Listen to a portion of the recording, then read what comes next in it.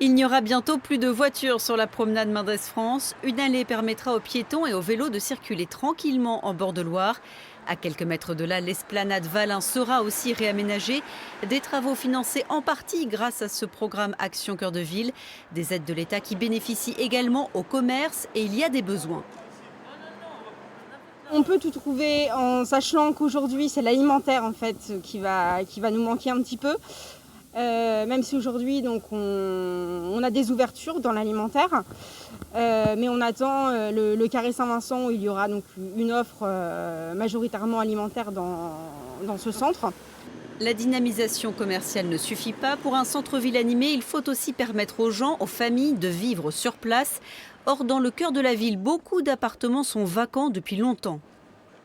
La partie la plus complexe, c'est la question du logement, la reconquête de logement, parce que nous sommes devant des propriétaires ou copropriétaires, difficilement joignables pour certains qui n'habitent plus le territoire, devant certains bâtiments qui se dégradent. Donc c'est pour moi le sujet le plus complexe, mais nous avançons, je crois, sur une dynamique qui va s'engager surtout dans l'année qui vient.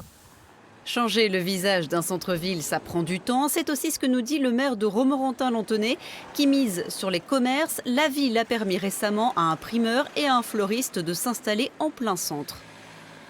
J'ai loué un endroit clé de la rue Georges Clémenceau et il a fallu que la ville réhabilite les locaux, donc investisse 100 000 euros, et qu'ensuite on lui propose un loyer de moins haut niveau que ceux de l'hypercentre, pour justement créer un effet vertueux.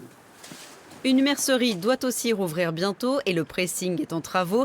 Alors est-ce que ça suffit pour les habitants? Les avis sont partagés. Quand nous sommes arrivés, c'était une ville assez dynamique et j'ai l'impression que ça perd de plus en plus de vigueur en fin de compte. On fait des courses à Romorantin. Moi, je m'habille à Romorantin, je me chausse à Romorantin, sans problème. Il y a beaucoup de commerces qui est fermé, beaucoup de gens qui partent ailleurs parce qu'il manque de travail depuis que Matra il est fermé. La situation est particulière en effet. Entre la crue de 2016, la fin de Matra et cette année la crise sanitaire, difficile de soutenir l'activité dans la ville.